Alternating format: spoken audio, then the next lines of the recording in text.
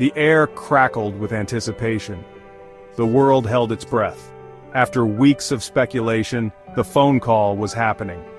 Donald Trump and Vladimir Putin, two men who had dominated headlines and ignited controversy, were speaking. 90 minutes. That's how long the line hummed with their voices separated by continents, united by a shared stage of global power. 90 minutes that could reshape the world.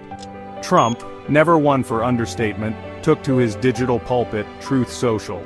Lengthy and highly productive, he declared, the words practically vibrating with self-congratulation.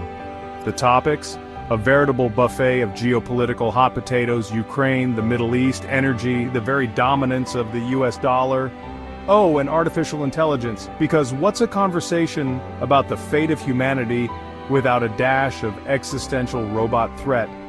And then came the detail that sent shockwaves through Washington and ripples of unease across the globe.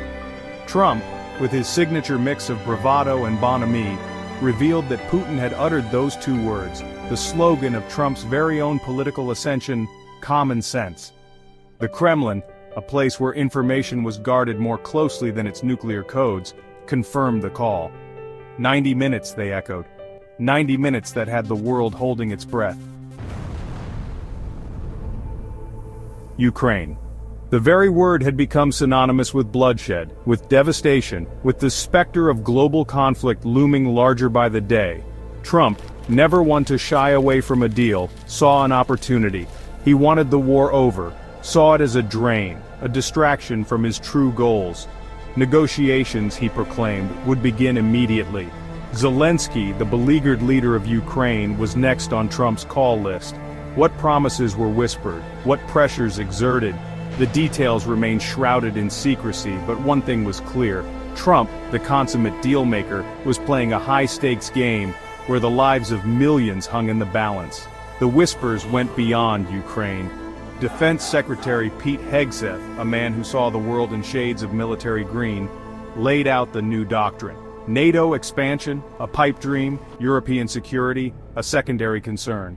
America, under Trump's leadership, would fortify its own borders, its gaze fixed firmly on the dragon in the East China.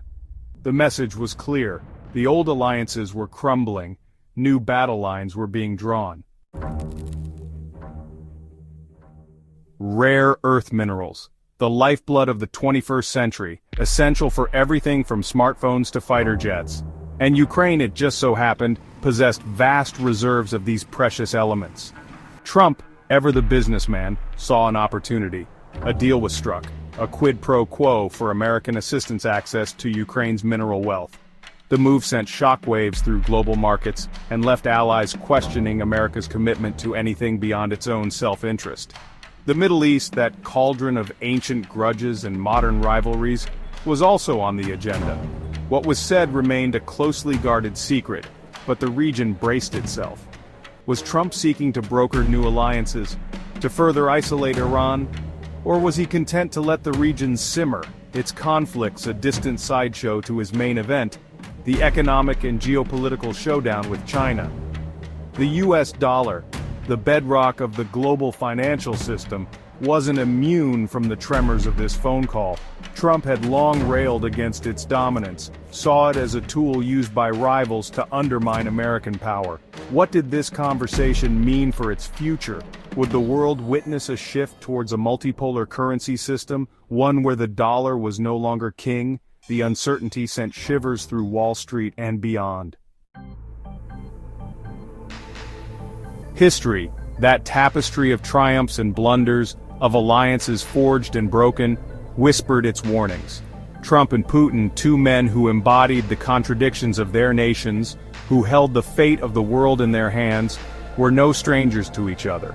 Their relationship, a volatile mix of mutual admiration and simmering distrust, had captivated and unnerved the globe in equal measure.